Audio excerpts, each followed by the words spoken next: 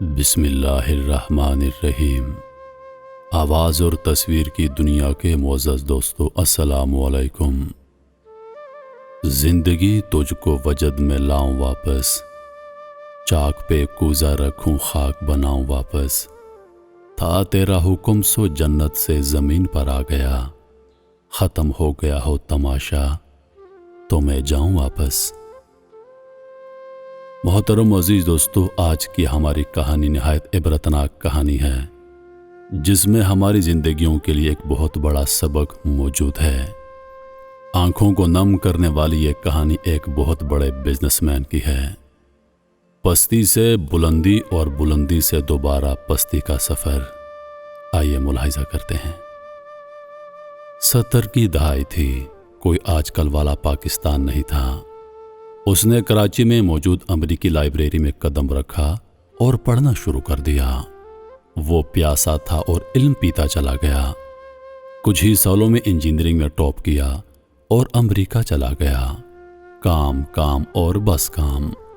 وہ اپنے خاندان میں واحد گریجویٹ تھا، اکیلا خوش نصیب جسے ملک سے باہر کام ملا، اور واحد کفیل۔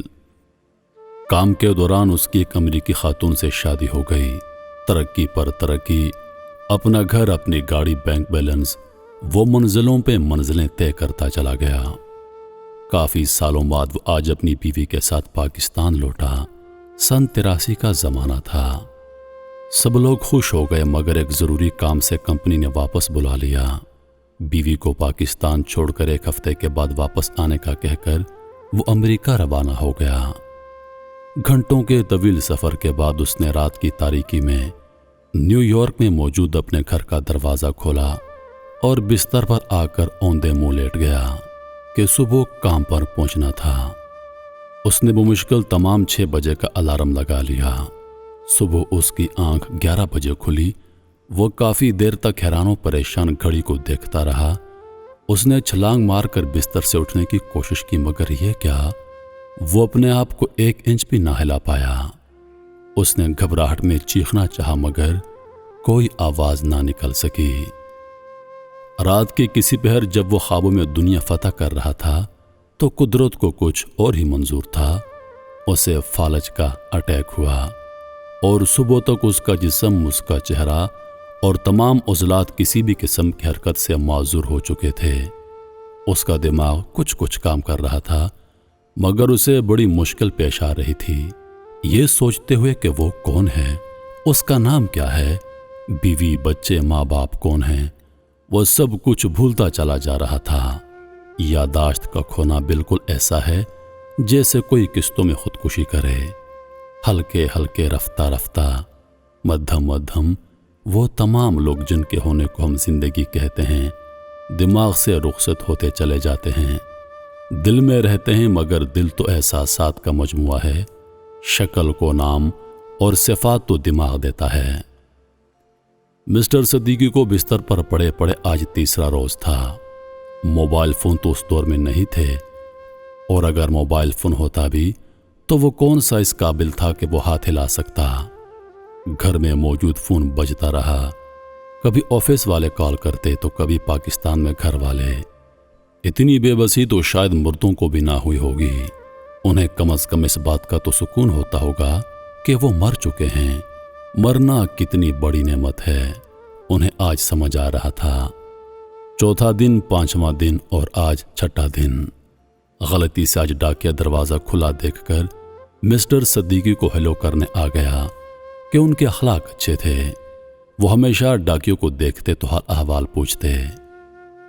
ڈاکیے نے کھلی آنکھوں مگر ساکت جسم کو دیکھا تو پولیس کو ایمرجنسی کال کر دی۔ وہ آئے اور مسٹر صدیقی کو اٹھا کر لے گئے۔ اگلے 9 ماہ صدیقی صاحب کومے میں رہے۔ وہاں سے جب ان کو ہوش آیا تو ہائی پاس ریہیبلیٹیشن سینٹر میں منتقل کر دیا گیا۔ یہاں ایسے لوگوں کو رکھا جاتا تھا جن کا واحد علاج خود موت ہوتی تھی۔ دن ہفتے مہینے اور سال گزرتے چلے گئے۔ بیوی نے سمجھا کہ کسی اور کے ساتھ گھر بسا لیا اور اسے بھول گیا ہے۔ اس نے بھی کہیں اور شادی کر لی۔ بہن بھائیوں اور رشتہ داروں نے سمجھا کہ پیسے کے ہوس نے تمام رشتے ناطے توڑنے پر مجبور کر دیا۔ बाप ने समझा कि बेटा अमरीकी ज़िंदगी में मसरूफ़ हो गया और घर वालों की खैरियत लेने का वक्त नहीं। वो नाराज़ हो गया और उसी नाराज़गी में कुछ सालों के बाद बाप का भी इंतकाल हो गया। माँ फिर माँ होती है। वो आखिरी वक्त तक इंतज़ार करती रही कि एक दिन उसका बेटा लौटकर ज़रूर वापस आएगा। उसने मरते वक्त वसीयत कर दी कि जब बेटा आए तो उसकी कब्र पर ज़रूर ले आएं। इस वाक़े को 33 साल हो गए। मिस्टर सदीकी कोई उनका पूरा नाम नहीं जानता था। आज भी बोलने की सकत नहीं रखते, मगर थोड़ा बहुत खा पी सकते थे। पिछले चंद माह से सेंटर में एक पाकिस्तानी आता है। उसका नाम शाहिद था। शाहिद ने उनको देखा तो उसे शक गुजरा कि यह पाकिस्तानी है, मगर एक क्लीन शेव बूढ़े को देखकर अंदाज़ा लगाना खासा मुश्किल था। बोल तो वो नहीं सकते थे। मिस्टर शाहिद को एक तरकीब सूझी। वो घर से पाकिस्तानी चिकन बिरयानी लेकर गए और मिस्टर सदीकी के सामने रख दी। मिस्टर सदीकी के पूरे जिस्म में सिर्फ आंखें बोलती थीं। अब तो जैसे वो उबल पड़ी। नर्स चमचे से बिरयानी आहिस्ता आहिस्ता मुंह में डालती जाती, मगर इतने आंसू उसमें मिल जाते कि अंदाज़ा करना मुश्किल हो जाता कि चम्मच में चावल की मिकदार ज़्यादा है या आंसुओं की। ये आंसू इस बात का सबूत थे कि बंदा या तो पाकिस्तानी है या फिर इंडियन। शाहिद ने मरीज को गले लगा लिया और न जाने कितनी देर तक दोनों रोते रहे। अगले 6 माह में शाहिद ने सब पता लगा लिया कि यह शख्स कौन है, मगर अब 33 सालों के बाद फैमिली की तलाश एक बहुत बड़ा मसला बन गया। उसने मिस्टर सदीकी की तस्वीर खींचकर फेसबुक पर लगा दी। 2 ही हफ्तों में उनका मिस्टर सदीकी की गुज़िश्ता बीवी और बहन से राबता हो गया। इस हफ्ते मिस्टर सदीकी अपनी बहन से अमेरिका के एक अस्पताल में मिले। ना कुछ बोल सके, न हाथ हिला सके, मगर हाँ, आंसू तो कम बख्त हैं, फालच में भी निकल पड़ते हैं। आज रात शायद सोच रहा था कि आदमी गुरूर तकब्बुर किस बात का करे। चलते हुए निज़ाम में से कुदरत ने एक आदमी को बिना मौत के 33 साल के लिए निकाल कर बाहर रख दिया। वो जो समझता था कि अगर वो काम ना करे तो खाएगा कहाँ से, उसे बिठा कर भी बल्कि लिटा कर भी 33 साल खिलाते रहे। सिर्फ बंदा अपने आप को देख ले, उन तमाम बीमारियों का अंदाज़ा कर ले जो अपने जिस्म में साथ लेकर चलता है, और उनमें से कोई निकल पड़ी तो वो कहीं का नहीं रहेगा। तो गुरूर व तकब्बुर आंसू बनकर बह जाते हैं। इंसान एक ऐसा गाफिल मंसूबा साज है कि वो अपनी तमाम प्लानिंग में अपनी मौत को भूल जाता है। इंसान नहीं समझता कि कब उसकी जिंदगी का खात्मा हो जाएगा। एक छोटा सा झटका हमारी जिंदगी को ख़त्म करने के लिए काफ़ी है, या फिर हमें मिस्टर सिद्दीकी की तरह सालों साल मर्गे बिस्तर पर लेटाने के लिए काफ़ी है। अजीज़ दोस्तों, अपनी सेहत पर घमंड करना छोड़ दीजिए।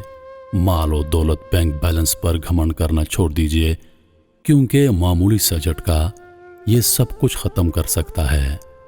अल्लाह पाक हम सब पर अपना रहमो करम जारी रखे और अल्लाह पाक हमें ऐसी नागहानी आफतों से अपनी पनाह में रखे। आमीन।